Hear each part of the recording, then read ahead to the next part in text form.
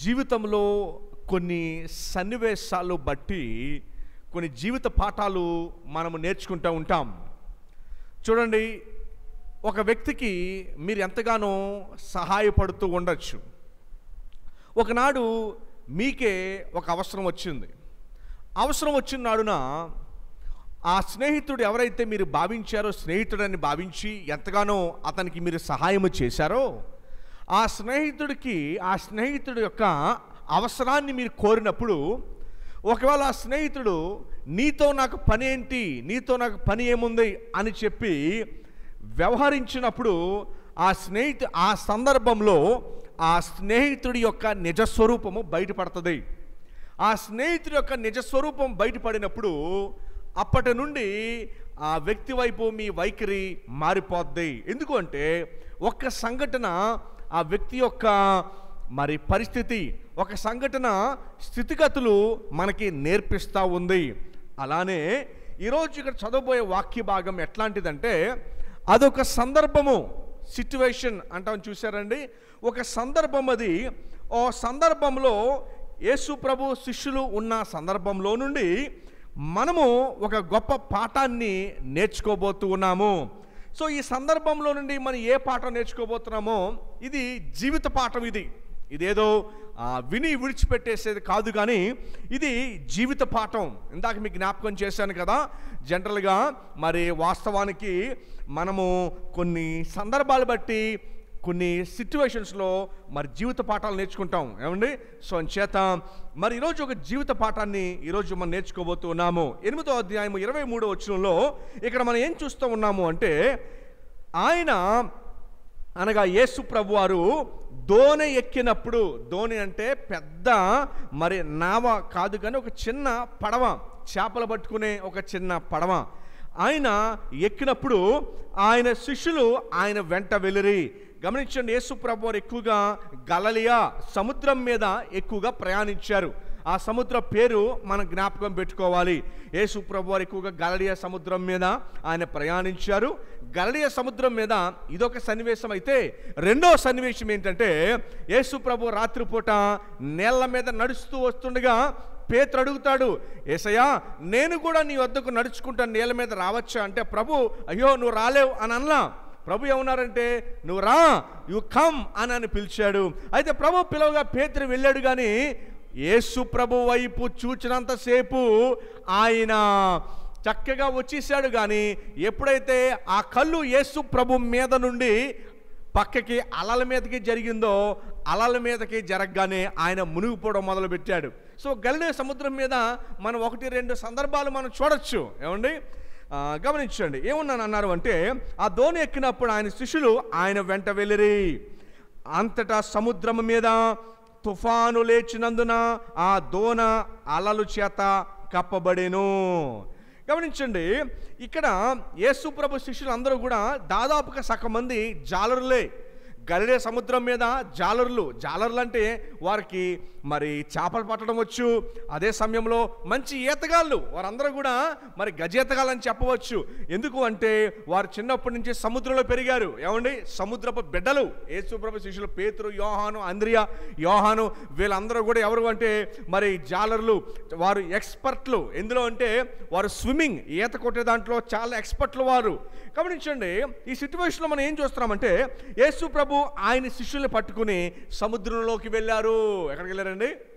సముద్రంలోకి ఆయన శిష్యుల్ని తీసుకుని యేసు ప్రభు వెళ్ళినట్టుగా మనం చూస్తూ ఉన్నాము. అయితే ఆ సముద్రం మీద ఏం లేచిందంటే తుఫాను లేచిందంట. ఏం లేచిందండి? గమనించండి, యేసు ప్రభు శిష్యులు వీరిద్దరి జీవితాల్లో ఏ సంఘటనలు కూడా యాదృచ్ఛికంగా జరిగినవి కాదు, అన్నీ కూడా దేవుని యొక్క ప్రణాళికలో జరిగినవే. సో సముద్రంలో తుఫాన్ వచ్చినా, తుఫాన్ రాకపోయినా, ఇవన్నీ కూడా యేసు ప్రభు యొక్క దేవునికి చిత్తంలోనే, అంటే ఆయన ఉద్దేశించినవే ఇవన్నీ కూడాను. తుఫాన్ వచ్చిందంటే ఆయన ఉద్దేశించిందే, ఆయన ఉద్దేశంలోనే జరిగినవి ఇవన్నీ కూడాను. గమనించండి, మనకి జనరల్గా తీరం వెంబడి తుఫాన్ వస్తే కాకినాడలో కానీ విశాఖపట్నంలో కానీ ప్రభుత్వం వారు కొన్ని వార్నింగ్లు జారీ చేస్తారు. ఏమని జారీ చేస్తారంటే, జాలరులు ఎవరు కూడా వేటకి వెళ్ళవద్దు.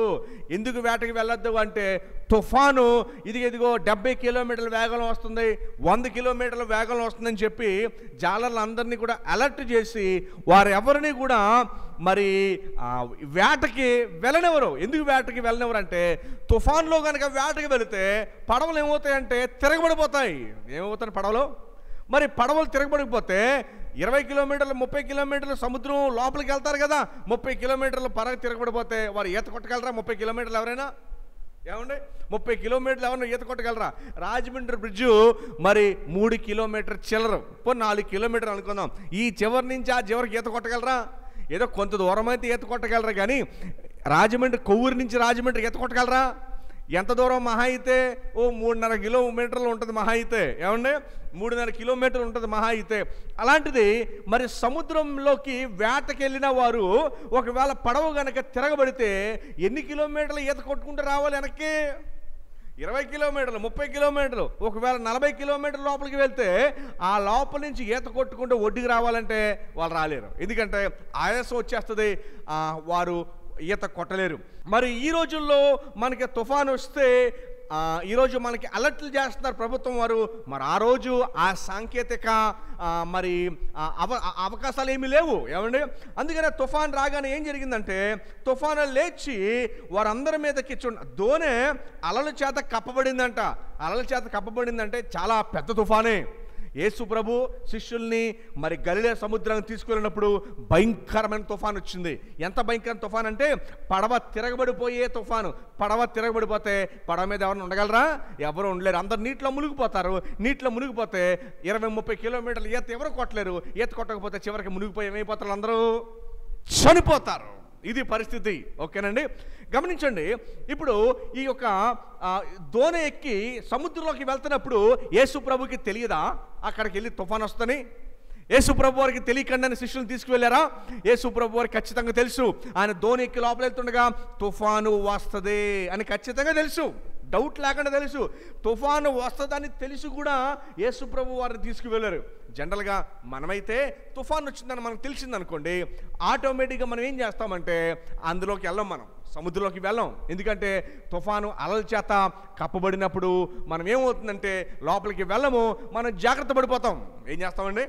జాగ్రత్త పడిపోతాం. అయితే ఈ సందర్భంలో ఏం జరిగిందంటే ఆ యొక్క సముద్రం మీద తుఫాను రాగానే అలల చేత కప్పబడగానే వీళ్ళందరికీ కూడా భయంకర పరిస్థితులకు వాళ్ళు వచ్చేసిన తర్వాత వారు ఏం చేశారంటే చూడండి 24 వచనంలో వారు ఏం చేశారంటే అప్పుడు ఆయన నిద్రించుచుండగా యేసు ప్రభు వారు ఈ తుఫాన్లో ఆయన ఏం చేస్తున్నారండి?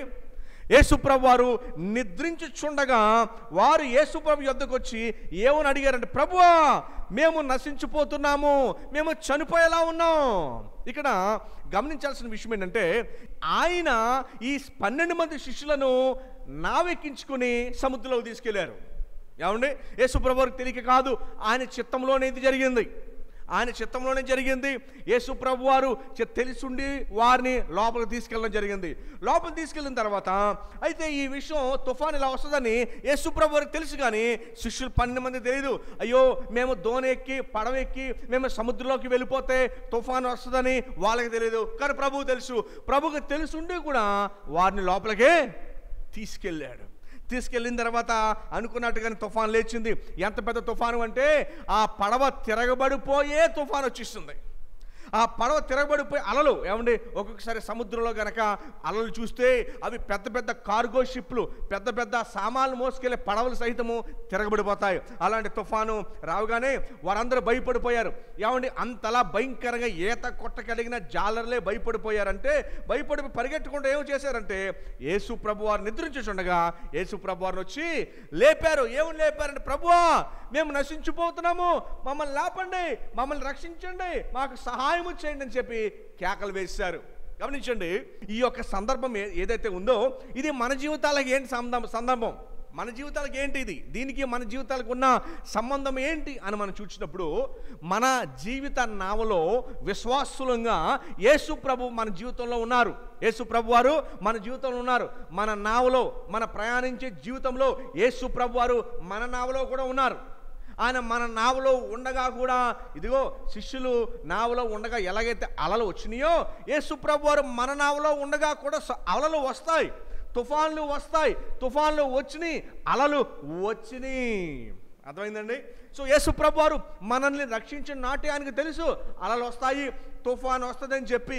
అలాగే ఆయన అన్నట్టుగానే అలలు వచ్చినాయి, తుఫాను వచ్చింది. ఇవన్నీ వచ్చిన తర్వాత వారు పరిగెట్టకుండా వచ్చి ఎవరు లేపారండి? యేసు ప్రభు వారిని లేపారు. ఏమని లేపారు? ప్రభువా, మేము నశించిపోవచ్చున్నాము, మమ్మల్ని రక్షించని లేపారు. ఇక్కడ ఒక ప్రశ్న మనం అడగాలి. ఏంటంటే, యేసు ప్రభు వారికి తెలియకుండానే సముద్రంలోనికి తీసుకువెళ్ళారా?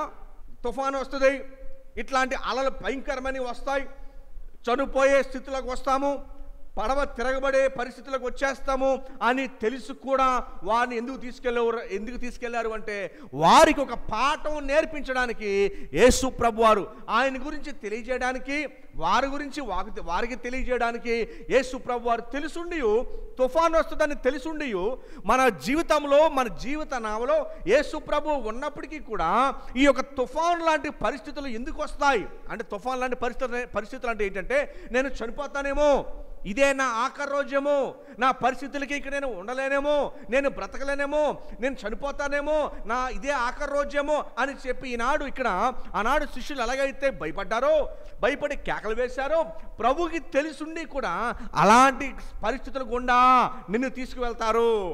ఏమండి? ప్రభువుకి తెలిసి కూడా, ప్రభు ఎరిగియు తుఫాన్ లాంటి పరిస్థితులు వస్తాయని ఎరిగి కూడా యేసు ప్రభు వారు ఆ యొక్క పరిస్థితుల గుండా విశ్వాసులుగా మనల్ని ఆయన తీసుకువెళ్తాడు. యేసు ప్రభు వారు అలాంటి పరిస్థితుల గుండా మనల్ని తీసుకువెళ్తాడు. చాలామందికి అర్థం కాదు ఏంటంటే, నాకే ఎందుకు ఈ శ్రమ, నాకే ఎందుకు ఈ ఇబ్బంది అని అంటారు. కానీ యేసు ప్రభు వారు చెప్పే మాట ఏంటంటే, ఆయన ఎరిగియు ఈ పరిస్థితుల గురించి తెలుసు మనలను ఆ పరిస్థితుల గుండా ఆయన తీసుకువెళ్తారు. గొప్ప విషయం ఏంటంటే, నీ దేవుడు నీకు తోడై ఉంటాడు వాటితో పాటు. గమనించండి, ఆ నావలో ఆయన ఉన్నాడు, ఈ నావలో ఆయన ఉన్నాడు. చదువుతారు ఒకసారి, వచ్చినాను 23వ వచనం చదువుతారు ఎవరన్నా. ఆయన దోణి ఎక్కినప్పుడు ఆయన శిష్యులు, ఇక్కడ నేను మీకు ప్రశ్న అడుగుతున్నాను, యేసు ప్రభు వారికి తుఫాను వస్తుందని తెలీదా? గలిలే సముద్రం మీదకి ఒక 30-40 కిలోమీటర్లు వారి లోపలికి వెళ్ళగా యేసు ప్రభుకి ముందుకు తెలీదా? ప్రభు వారికి ముందు తెలీదా తుఫాను వస్తుందని? ఖచ్చితంగా వస్తుందని తెలుసు. అలానే ఆ నావలో యేసు ప్రభు వారు లేరా? ఆ నావలో ఆయన ఉన్నారు, ఆ జీవిత నావలో ఆయన ఉన్నారు. జీవిత నావలో, ఏమండి, జీవిత నావలో ఆయన ఉండగా తుఫాను వస్తుంది అని ముందే తెలుసు. మరి ముందే తెలిసి కూడా మనల్ని ఎందుకు నడిపిస్తున్నాడో తుఫాన్లోనికి అంటే, ఆయన గురించి మనం ఇంకా తెలుసుకుంటామని, ఆయన మీద ఇంకా మనం ఆధారపడతామని, ఆయన కొరకు ఇంకా మనం ఎదురు చూస్తామని, మనం బలమైన విశ్వాస జీవితాన్ని కట్టుకుంటామని ఆయనకి తెలుసుండి ఈ యొక్క తుఫానులోనికి శిష్యులు నడిపించాడు. యేసు ప్రభు వారికి తుఫాను మన జీవితంలో వస్తుందని తెలిసి కూడా నడిపించాడు. ఏమండి, చాలాసార్లు తుఫాన్ లాంటి పరిస్థితులు మన జీవితంలోకి వచ్చినప్పుడు, యేసు ప్రభువుని మనం కలిగి ఉన్నప్పుడు కూడా తుఫాన్ లాంటి పరిస్థితులు వచ్చినప్పుడు ఎందుకు వచ్చినాయో మనకు అర్థం కాదు. మనం సతమతం అయిపోతాం. దేవా, నేను ఎంతగా భక్తి చేస్తున్నాను కదా, నేను నీతో పాటు నడుస్తున్నాను కదా, నువ్వు నా జీవితంలో ఉన్నావు కదా, నీ సేవలో నీ పనిలో నన్ను వాడుకుంటున్నావు కదా, నీతో పాటు నేను ఉన్నాను కదా యేసయ్యా, అయినప్పటికీ నాకు ఈ తుఫాన్ లాంటి పరిస్థితులు ఏంటి? దేవుడు అంటాడు, ఆ తుఫాన్ లాంటి పరిస్థితుల గుండా నడిపించింది నేనే, ఆ తుఫాన్ లాంటి పరిస్థితుల గుండా నిన్ను తీసుకువెళ్ళేది నేనే, నిన్ను అద్దరికి నడిపించేది కూడా నేనే. ఏమండి, ప్రభు అంటున్నాడు, నాకు తెలియకుండా ఇది జరిగింది అనుకుంటున్నావా? నీ జీవితంలో ఈ కష్టాలు, ఈ ఇబ్బందులు, శ్రమలు, నువ్వు పడుతున్న ఈ వేదన ఏదైతే ఉందో ఇది నాకు తెలియకుండా జరుగుతుంది అనుకుంటున్నావా? ఎన్నడూ కూడా అనుకోవద్దు, అది నేనే నడిపిస్తున్నాను. తుఫాను వస్తుందని తెలిసి కూడా యేసు ప్రభు వారు ఆయన శిష్యుల్ని ఎక్కడ తీసుకెళ్లారు? గలిలయ సముద్రంలోనికి తీసుకువెళ్ళారు. మళ్ళీ ఎలా తీసుకెళ్లారు తెలుసండి? ఒడ్లో లేరు వాళ్ళు, సముద్రం మధ్యలో ఉన్నారు. 20-30 కిలోమీటర్లు రాత్రిపూట ఈత కొట్టుకుంటూ రావడము అసాధ్యము, వారు ఈత కొట్టి చనిపోతారు. అలాంటి పరిస్థితుల గుండా, అలాంటి పరిస్థితుల్లో ఆయనే నెట్టాడు. యేసు ప్రభువారు అలాంటి భయంకరమైన పరిస్థితుల్లో ఆయనే నెట్టాడు. ఇది మనం కూడా ఆలోచించుకోవాలి. దేవా, నా జీవితంలో ఇంత కష్టాలు, నా జీవితంలో ఇంత ఇబ్బందులు, నేను రేపు చూడగలనా? రేపు ఎల్లుండి నా భవిష్యత్తు పరిస్థితి, నా కుటుంబ భవిష్యత్తు ఏంటి, నా జీవిత భవిష్యత్తు ఏంటి, అసలు రేపు నా పరిస్థితి రేపటికి ఉంటానా, ఎల్లుండికి బతుకుతానా, నా భవిష్యత్తు ఉంటుందా, నా ఆరోగ్యము, నా ఆర్థికము, లేకపోతే నాకు వచ్చిన కష్టాలు ఇబ్బందులు, వీటిని బట్టి రేపు నేను ఉంటానా అంటే ప్రభువు మన నావలో ఉండగా, మన జీవితం అనే నావలో ఆయన ఉండగా ఎందుకు మన ఇలాంటి పరిస్థితుల్లో ఉంటామంటే, గమనించండి, యేసు ప్రభువే మనల్ని ఆ సంఘటనలోకి తీసుకువెళ్ళాడు. రెండోది ఏంటంటే, యేసు ప్రభు వారు ఆ నావలో మనతో పాటు ఉన్నాడు.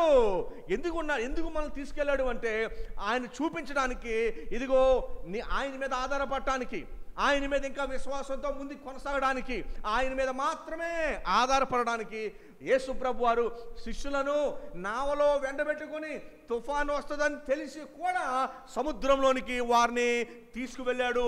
అలానే మన జీవితంలో కూడా ప్రభువుని మనం కలిగినప్పటికీ, ఆయన మీద మనం ఆధారపడుతున్నప్పటికీ, ఏమండి, ఆయన బలలో, ఆయన సన్నిధిలో, ఆయన యొక్క సహవాసంలో ఉన్న సమయంలో కూడా ఆయన మనలను వేటి గుండా తీసుకెళ్తాడండి? తుఫాను లాంటి శ్రమల గుండా ఆయన మనం తీసుకువెళ్తాడు. అలాగే ఈ తుఫాను ఎలాంటిదో చూడండి. యేసు ప్రభు దగ్గరికి వచ్చి వారు ఏమన్నారంటే, ప్రభువా అని కేక వేశారు. 25వ వచనం ఏముందండి? ఏమని కేక వేశారు వారు? ప్రభువా అని కేక వేశారు.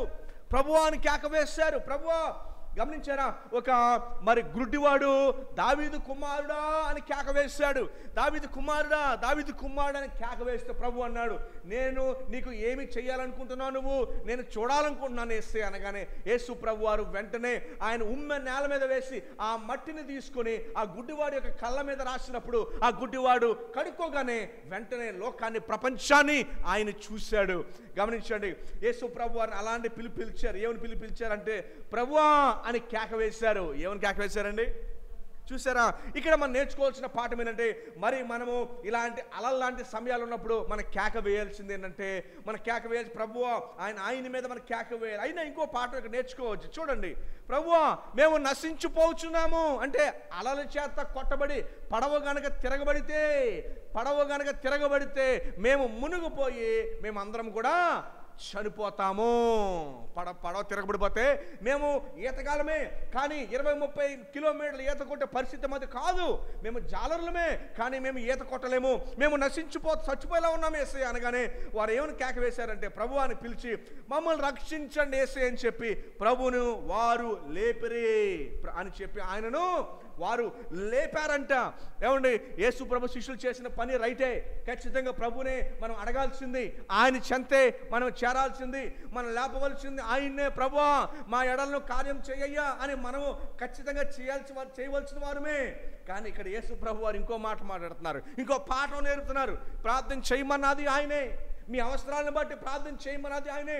ఆయన వెంట మీరు పట్టుకోండి, ఆయన్ని గ్వాజాడండి, మీరు దేవరాత్రులు ప్రార్థించండి, విసుకక ప్రార్థించండి అని చెప్పింది కూడా ప్రభువే.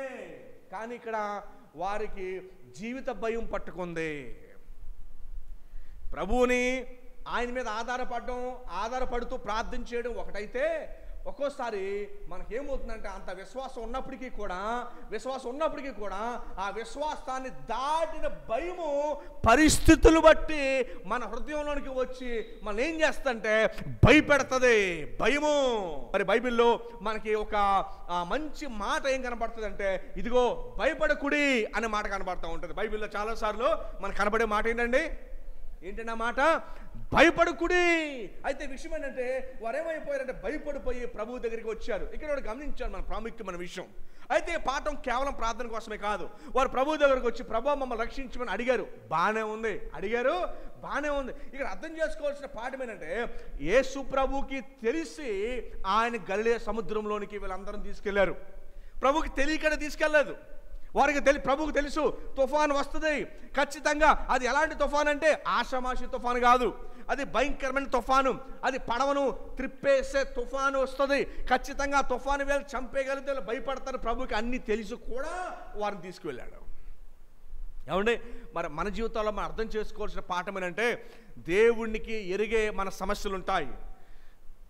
దేవునికి తెలుసు ప్రతి సమస్య, ప్రతి ఇబ్బంది, మన హృదయ వేదన, మన ఆర్థిక ఇబ్బంది, లేకపోతే అనారోగ్యం కానివ్వండి, లేకపోతే కుటుంబ ఇబ్బందులు కానివ్వండి, అన్నీ దేవునికి తెలుసు. అని తెలియకుండా ఏమీ లేవు. అయితే దేవుడు మాట మాట్లాడుతూ ఉన్నాడు. ఈరోజు దేవుడు మీతో ఒక మాటలో ఏం మాట్లాడుతున్నాడంటే 26వ వచనం చూడండి ఏముందో. ఆయన మనతో మాట్లాడుతున్న మాట ఏంటి? మన ప్రభు నమ్ముకున్నప్పటికీ, ఆయన మీద ఆధారపడుతున్నప్పటికీ, ఆయనతో పాటు నడుస్తున్నప్పటికీ, ఆయన బలలో, ఆయన సన్నిధిలో, ఆయన సహవాసంలో, ప్రార్థనలో అన్నీ ఉన్నప్పటికీ కూడా ఈ తుఫాను ఎందుకు వచ్చిందంటే ప్రభు అంటున్నారు, అల్ప విశ్వాసులారా ఎందుకు భయపడుచున్నారని వారితో చెప్పారు. ఆ అన్నమాట ఏంటంటే అల్ప విశ్వాసులారా. అల్ప విశ్వాసి అంటే ఎవరు? కొద్ది విశ్వాసం కలిగిన వాడు. ఏమండి? కొద్ది విశ్వాసము. దేవుడు ఈరోజు మిమ్మల్ని కూడా పరీక్షిస్తున్నాడు.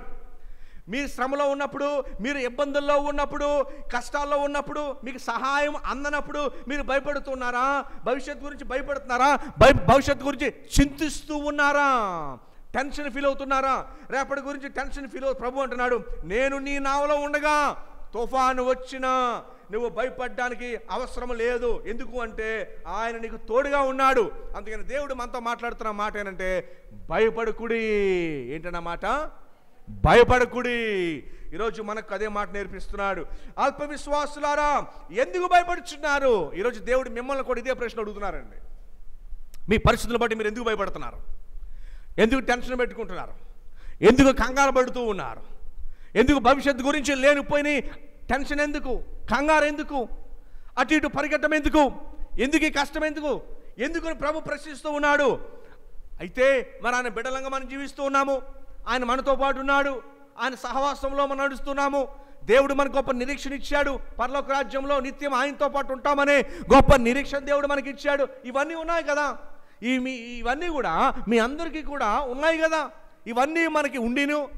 ఆ శక్తి, ఆ నిరీక్షణ, ఆ ఆధారము మనకు అన్నీ ఉన్నప్పటికీ కూడా సాతానుడు ఏం చేస్తాడంటే మనలో పరిస్థితులను చూపించి, సన్నివేశాలను చూపించి, స్థితిగతులను చూపించి సాతానుడు ఏం తీసుకొస్తాడంటే భయాన్ని తీసుకొస్తాడు. మరి మనం అందరం కూడా ఏదో సమయంలో పరిస్థితులను బట్టి భయపడుతూనే ఉన్నాం. ఏమంటే పరిస్థితులను బట్టి భయపడుతూ ఉన్నాం.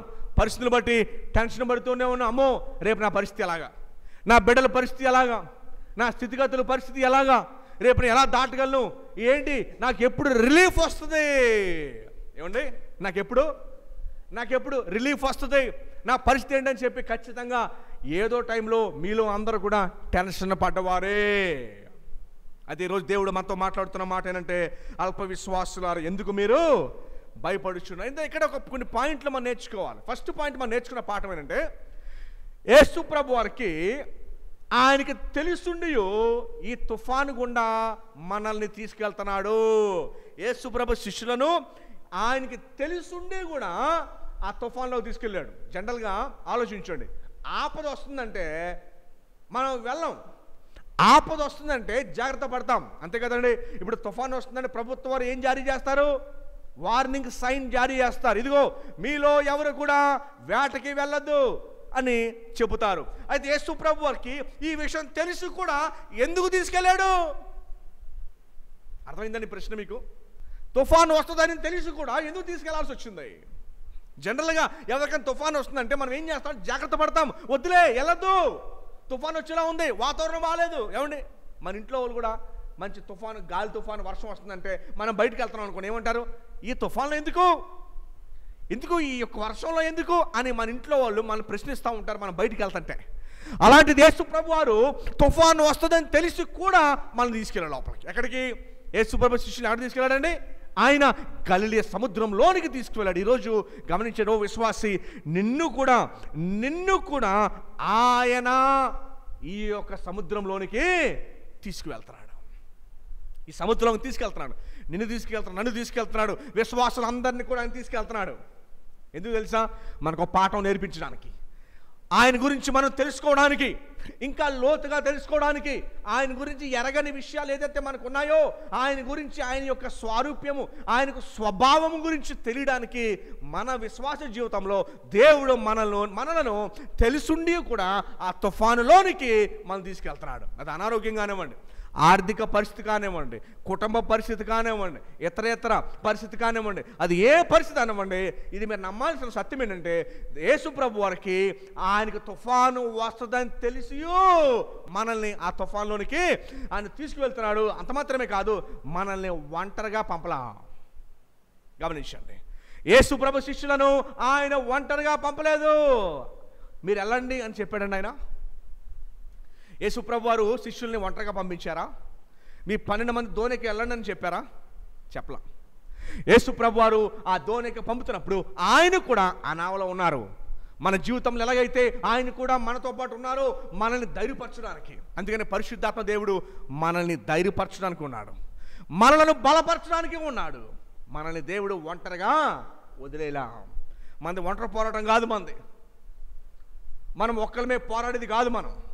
మీ సమస్యలు, మీ ఇబ్బందులు, మీ కష్టాలు ఏదైతే ఉన్నాయో అది ఒంటరిగా పోరాడడానికి అవిశ్వాస అయితే ఒంటరి, కానీ విశ్వాసి ఒంటరి కాడు. విశ్వాసి ఎన్నడికి ఒంటరి కాడు. ఎందుకంటే నీ దేవుడు నీకు తోడే ఉన్నాడు. ఇంగ్లీష్లో మంచి వచనం ఉంటుందండి, for I am with you always అనే వచనం ఉంటుంది. ఏమండి? ఫర్, గమనించు, నేను నీతో సదాకాలము ఉంటాను, నేను for I am with you always అని దేవుడు చెప్తూ ఉన్నాడు. ఈరోజు దేవుడు మనకు వాగ్దానం ఏం చేస్తాడో తెలుసండి? ఈరోజు మనం చెప్తున్న మాట ఏంటంటే ఆయన మనతో నిత్యము నిరంతరము ఉంటానని చెప్తూ ఉన్నాడు. శిష్యులు భయంకరమైన పరిస్థితి గుండా వెళ్ళారు. వారు యేసు ప్రభు పరలోకానికి ఆరోహణ వెళ్ళిపోయిన తర్వాత పెంతెకోస్తు దినము అనంతరము యేసు ప్రభు శిష్యులు భయంకరమైన పరిస్థితులు గుండా వారు ఎలాగా వారికి దేవుడు ఇచ్చిన ఒక నిర్ధారణ ఏంటంటే I am with you always అని చెప్పాడు దేవుడు. నేను నీతో నిరంతరము ఉన్నాను. అందుకని బైబిల్ చెప్తుంది, నిన్ను విడువను ఎడబాయను. ఏంటన్నమాట? నిన్ను విడువను ఎడబాయను అని దేవుడు మనకి వాగ్దానం చేస్తూ ఉన్నారు. అయితే గమనించండి, వాళ్ళు ఏం చేశారంటే వారందరూ కూడా యేసు ప్రభు దగ్గరకు వచ్చి ప్రభు వారిని లేపగానే 26వ వచనంలో ప్రభు వారు అన్న మాట, అల్ప విశ్వాసులారా ఎందుకు భయపడుచున్నారని వారితో చెప్పారు. వెంటనే ఆయన ఏం చేశారు అంటే లేచి గాలిని సముద్రమును గద్దింపగా మిక్కిలి నిమ్మలమాయెను. చూడండి, వెంటనే అవి నిమ్మలమైపోయినాయి. వాస్తవానికి యేసు ప్రభు వారికి అక్కడ పెద్ద బాధ ఏంటంటే, నేను నీ నావలో ఉన్నప్పటికీ కూడా నువ్వెందుకు భయపడుతున్నావు? నేను నీ నావలో ఉన్నప్పుడు కూడా నువ్వెందుకు భయపడుతున్నావు? నేను నావలో ఉన్నాను కదా, నువ్వేమో ఆ గాలి తుఫాను చనిపోతానేమో, అయిపోయిందేమో, ఇదే నా ఆఖరి రోజేమో అని చెప్పి నువ్వు టెన్షన్ పడిపోయి భయపడిపోతున్నావు. కానీ దేవుని దృష్టిలో నీ సమస్య కాదు. అది గుర్తుపెట్టుకోవాలి.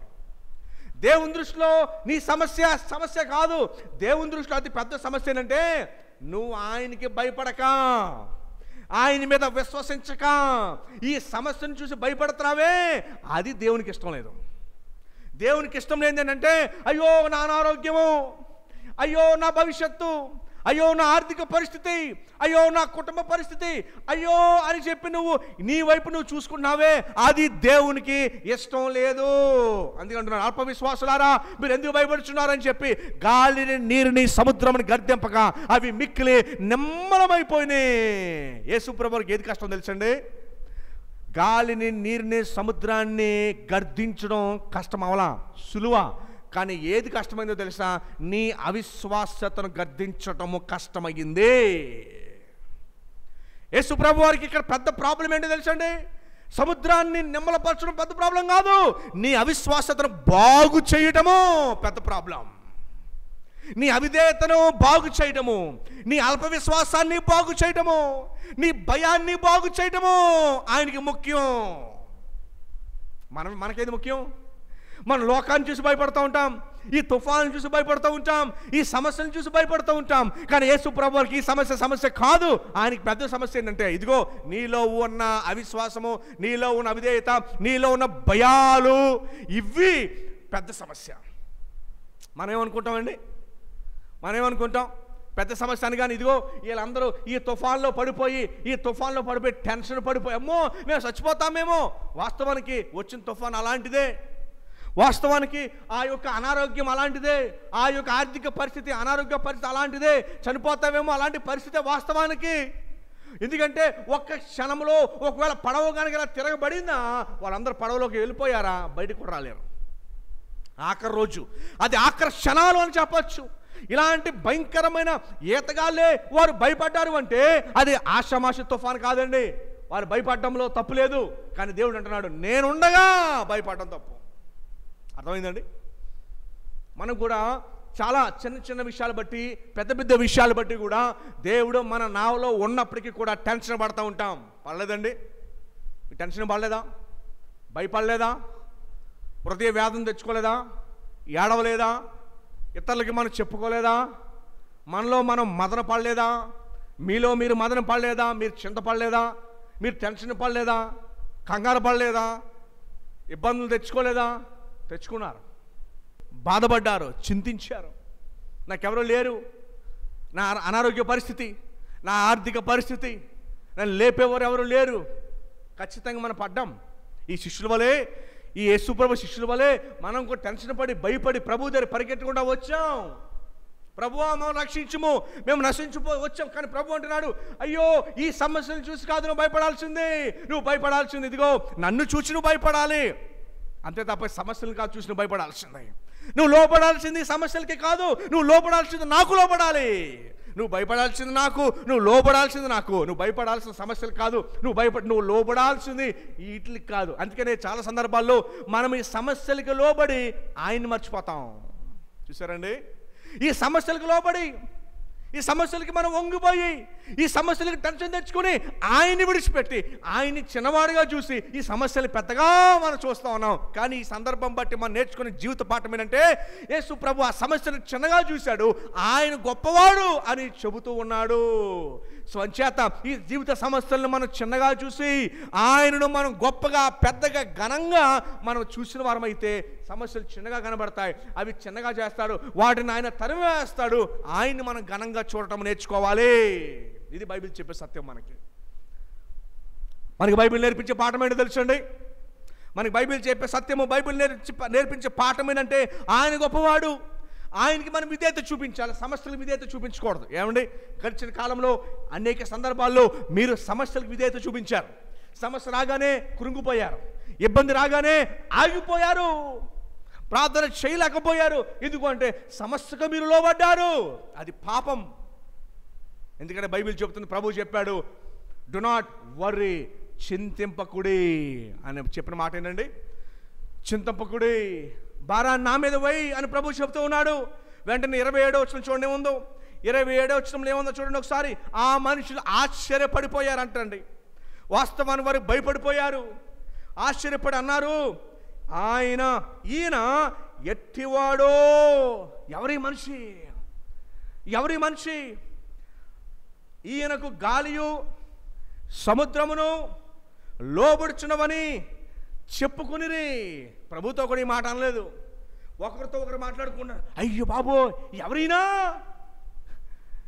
మేము ఇంకా మామూలు సాదాసీద ప్రవక్త అనుకున్నాం. మేము కేవలం మా దగ్గరికి వచ్చిన ఒక బోధకుడు రబ్బాయ్ అనుకున్నాం. మేము ఏమనుకున్నారు వాళ్ళు? అందుకని యేసు ప్రభు వారిని పరిచయాలు ఎక్కువసార్లు ఏమని పిలిచారు తెలిసిన? ప్రభు వారిని బోధకుడా అని పిలిచారు. ఏమని పిలిచారండి? చాలామంది యేసు ప్రభుని ఏం పిలిచారండి? బోధకుడు. ఆయన ఒట్టి బోధకుడు కాదు, బోధకుడు అని పిలిచారు. అందుకనే వాళ్ళకి అర్థం కాల. మనం కూడా అండి యేసు ప్రభు వారిని ఎలా చూస్తామంటే చిన్నవాడిగా చూసి, ఏంటి ఇంత పెద్ద సమస్యను తీసేయగలడా, ఇంత త్వరగా తీర్చేయగలడా,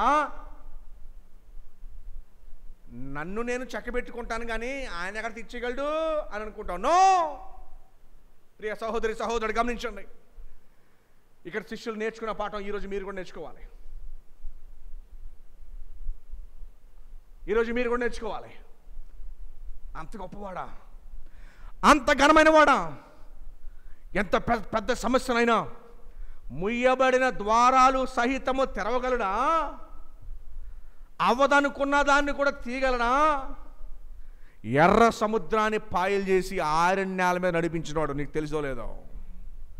ఆయన ఎర్ర సముద్రాన్ని పాయలు చేసి ఆరణ్యాల మీద బంకమట్టి కూడా కాదు, ఇసుక మట్టి కూడా కాదండి, ఆరిపోయిన ఇంకా నడవడానికి ఇంకా నాకు తెలుసండి బీచ్లో సముద్ర తీరమున ఇసుక ఉన్న చోట స్పీడ్గా నడవలేము, తెలుసా మీకు?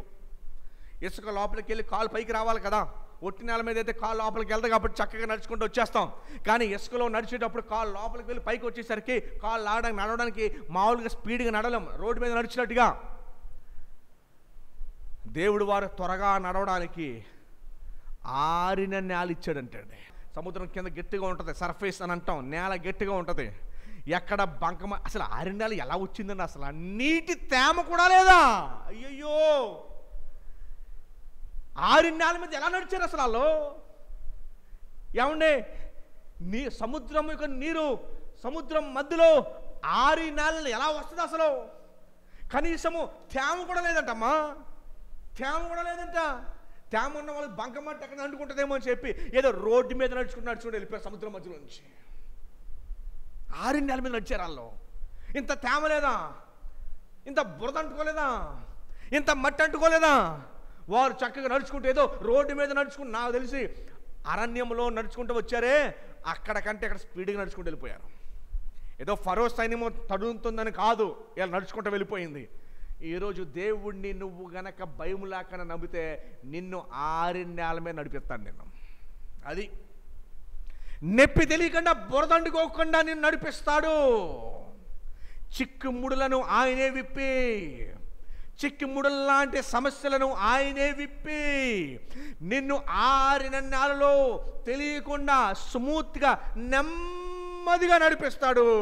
ఎప్పుడైతే ఆయనకి భయపడి నువ్వు నేర్చుకుంటావో, ఎప్పుడైతే ఆయనకి భయపడ నేర్చుకుంటారో, ఎప్పుడైతే సమస్యకు విధేయత చూపించకుండా ఆయనకి మాత్రమే విధేయత చూపించాలి.